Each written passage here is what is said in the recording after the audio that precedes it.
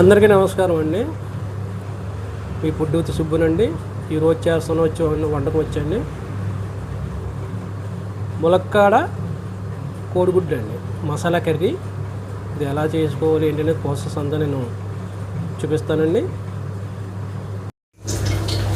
ఉల్లిపాయ అండి, పచ్చిమిర్చి, కొత్తిమీర, కోడిగుడ్లు, ములక్కాయలు అండి. ఈ మా చెట్టు కాసినవి నాటుగా మన దేశవాళీ కాయలు అండి. పసుపు, అల్లం వెల్లుల్లి పేస్ట్, కారం కూడా మనం సొంతంగా ఆడించుకున్నదండి.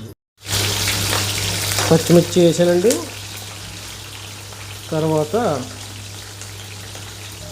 ఆనియన్స్ చూసారా, ఆనియన్స్. దీంతో పాటే నేను ములక్కలు కూడా వేసుకుంటాను.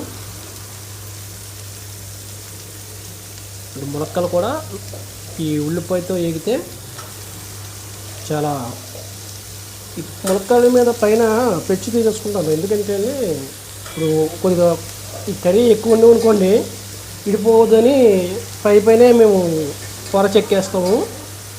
నేనైతే కొద్దిగా తక్కువ ఉండుతున్నాను కాబట్టి కొద్దిగా పచ్చిగా అనేది ఉండదని కొద్దిగా తీసేసుకున్నాను.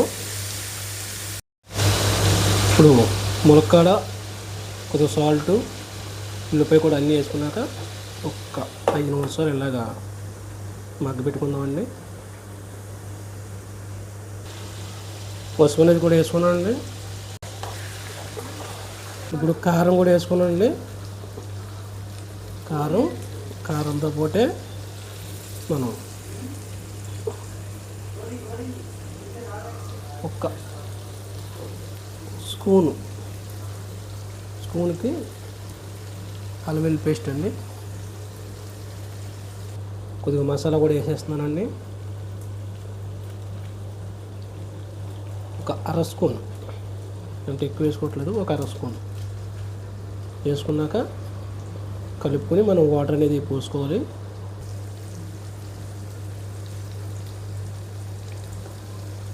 మనం అలాగా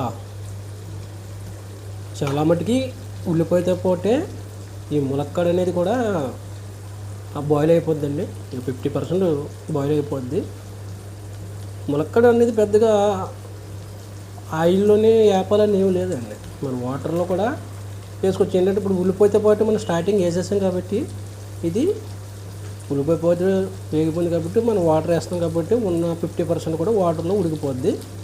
ఆ వాటర్ వేసుకున్న తర్వాత మనం పక్కనే పెట్టుకున్నట్టు ఎగ్స్ ఇందులో వేసేసుకుందామండి. వాటర్ అనేది మనకి పెద్ద గ్రేవీ అవసరం లేదు అనుకుంటే మనకి సరిపడినంత పోసుకోవచ్చు. అలాగని బాగా ఎక్కువ వేసుకోకూడదండి, ఎందుకంటే ఆల్రెడీ ములక్కాడ అనేది మనకి కూరలో ఉల్లిపాయతో పాటు ఉడికిపోయింది కాబట్టి దాంతో మనకి తక్కువగానే పోసుకోవచ్చు. మనం వాటర్ అనేది పోసుకోనండి. దీని మీద కొద్దిగా కొత్తిమీర కూడా వేసేసుకొని ఒక 5 నిమిషాలు అలాగా పెట్టేసుకుంటే మనకి కర్రీ అనేది అయిపోద్దండి.